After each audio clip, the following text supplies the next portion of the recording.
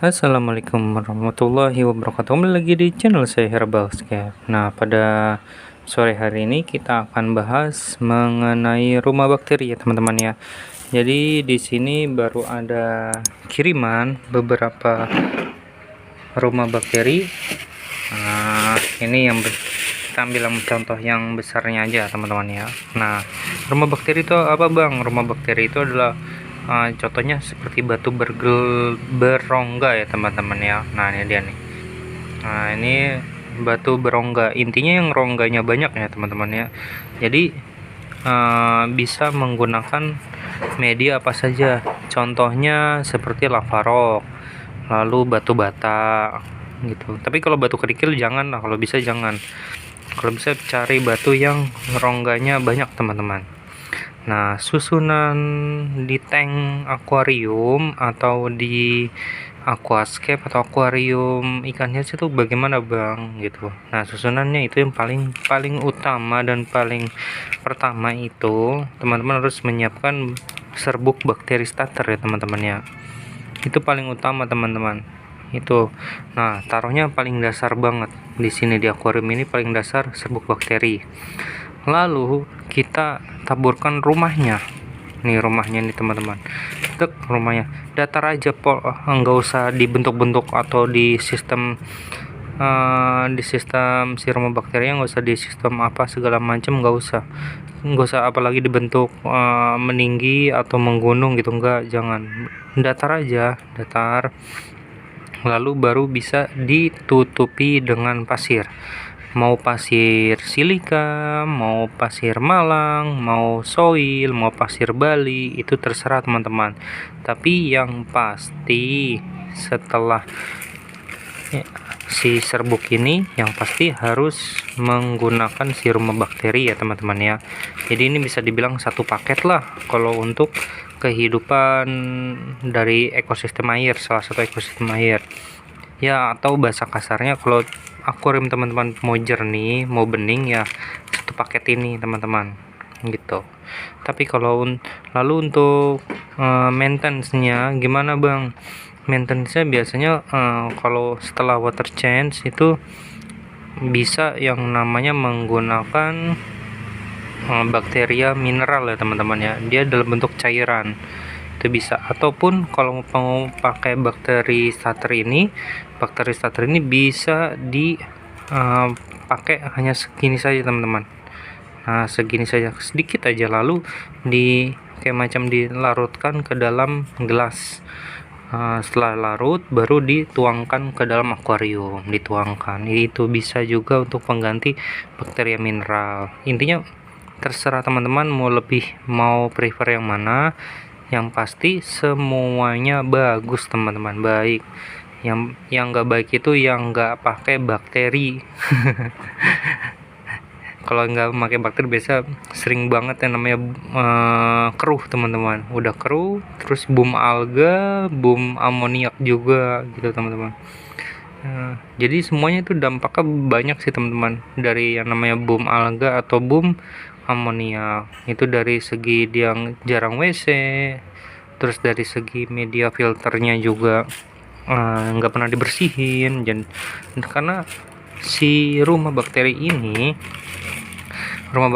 atau biasa dibilang batu pumis ini, dia selain untuk menjadi rumah bakteri, dia juga bisa menjadi media filter teman-teman.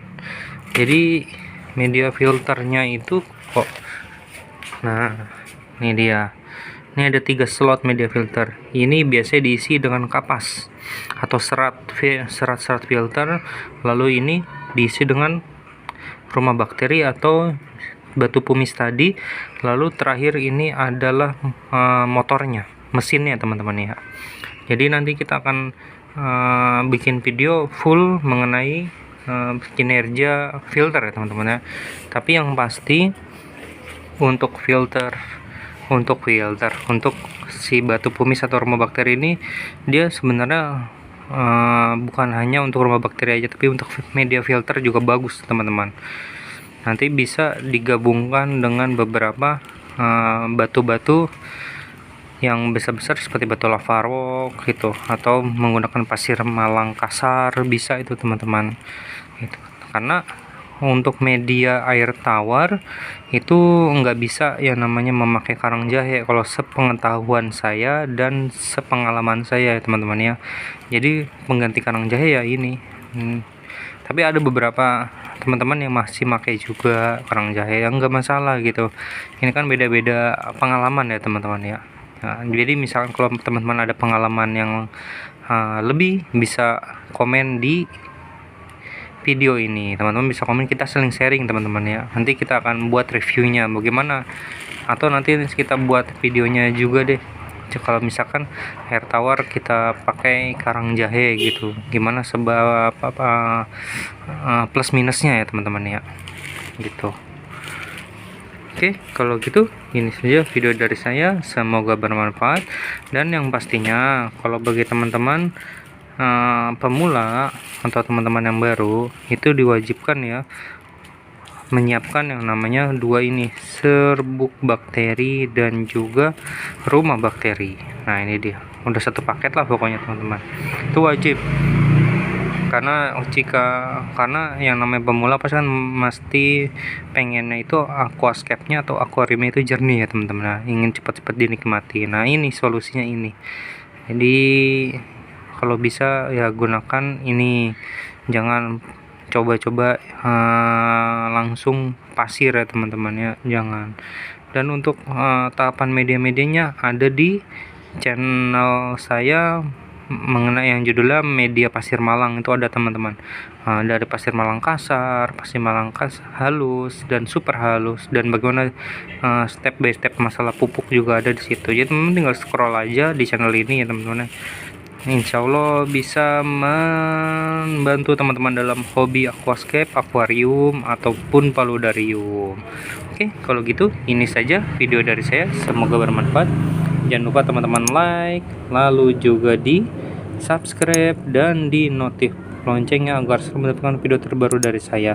Besok kita akan update kayu predator ya teman-teman, kayu predator dan juga kayu reptil. Jadi teman-teman yang suka dengan predator atau reptil atau aviary itu bisa di screenshot saja kayunya, lalu bisa langsung di chat di Tokopedia, Bukalapak, Lazada, Shopee, ataupun TikTok Shop kepada admin Herbalscape, itu ada ini.